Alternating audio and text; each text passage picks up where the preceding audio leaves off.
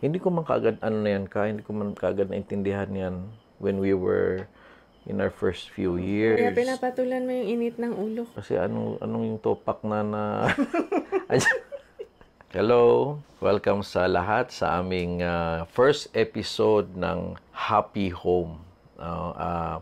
Suggested ito by our friend si Chito Samontina. Thank you kayo, Chit, for this idea. Ang marriage kasi, di ba, parang sine ang marriage. No? Merong romance, comedy, Horror. thriller, murder. Alam mo yan yung hindi ko ikakat.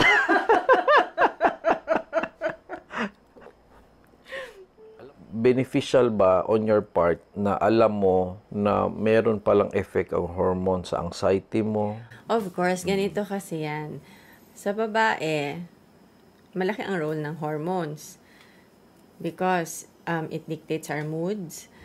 That's why it's very important sa isang babae na you should be aware na meron kang hormonal changes. Kasi sometimes, i-judge mo yung sarili mo na ang pangit ng ugali mo or masyado kang masungit. 'Di ba biglang malungkot ka? For no reason, malungkot. 'Di ba minsan pang naiiyak ka na, lalo na kung may problema pa, didagdag pa yon. Halos lahat ng So, tao may problema. kailangang aware ka na may hormonal changes na nangyayari within you.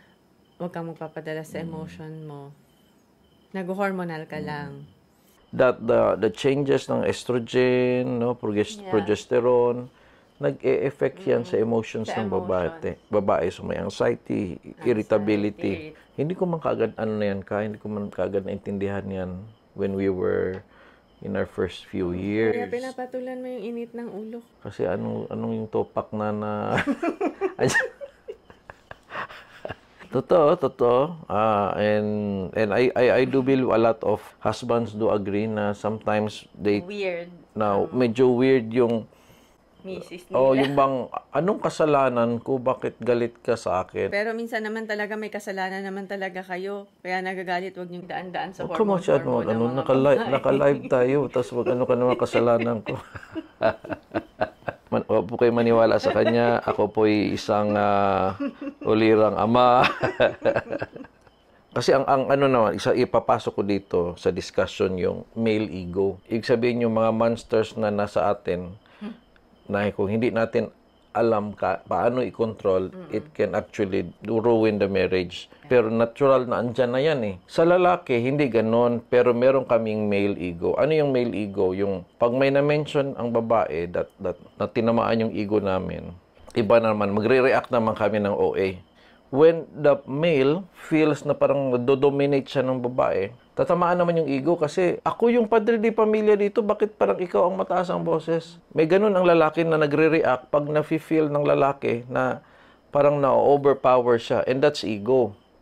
So when the woman, medyo lumabas yung kanyang hormonal days, tapos sometimes sila yung matapang. Siyempre, kung ang lalaki natamaan yung ego, baka sometimes ang daming nasabi yung babae sa init ng ulo niya, ang daming words na lumalabas sa bibig, oras na may ego na tamaan doon, magre-react yung lalaki. Ang ending, away na. But kung naintindihan nyo, there are just this beast within us na hindi lang natin alam paano i-control. Hindi control, yeah. Kung kaya nating i-handle, kung doon on our part as a lalaki, kasi we need to be gentle kasi nga, alam mo nag-hormonal, bakit po papatulan?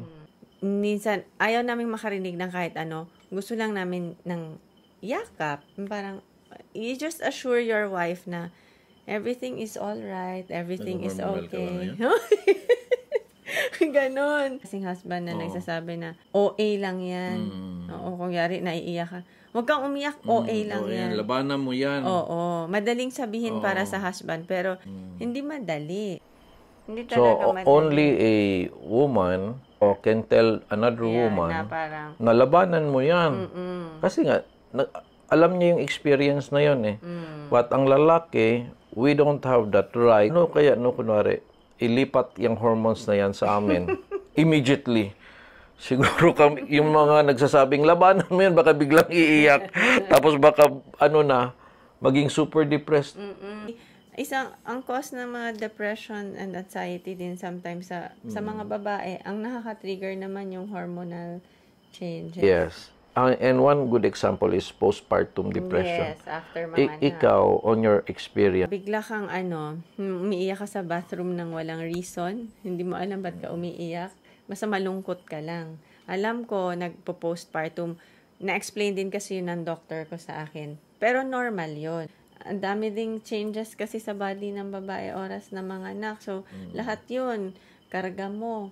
Plus yun, yung mga changes pa sa hormones mo na malaki talaga ang effect niya sa emotions mo and sa utak mo.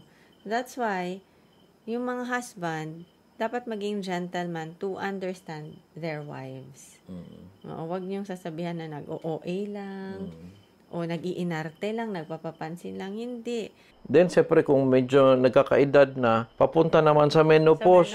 Which is ganun na naman. Nag-hot flushing din sila, umiinit din, irritable pa rin. So tayong mga lalaki, we have to consider ourselves fortunate na wala to sa atin. Emotional roller coaster na meron sila for many, many years. Yes. And I do believe maraming naghiwalay. Because of that. Nag-overreact na lahat. Yeah. Pag masyado akong depressed whole day, sinasakyan ko, nagpipiti party. Ay, kawawa. Oo nga, Erica, kawawa ka na. Ganyan. Sinasakyan ko. But then, yung solution na ginawa ko, alam mo, I surrendered it to the Lord. Anxiety is not from you. Depression is not from you. I don't want this in my life because this is not from you. So, binibigay ko lahat sa Kanya. Ang pinapray ko na, Lord, I just want your peace, your comfort, and your love to have a place in my heart. So, yun yung dasal ko. After that, pag ginawa ako yan, nakakalma ako. And that plays a big role. Ang wives naman, they should understand na ang husband nila may ego. So, as much as possible, don't say something that will trigger that ego na para mag-away kayo. Kaya, you should learn how to understand each other. So, salamat sa lahat ng sumama sa aming chika-chika ni Mrs. Yes. Sa ating happy home.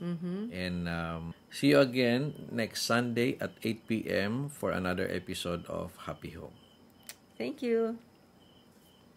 Bye. Bye.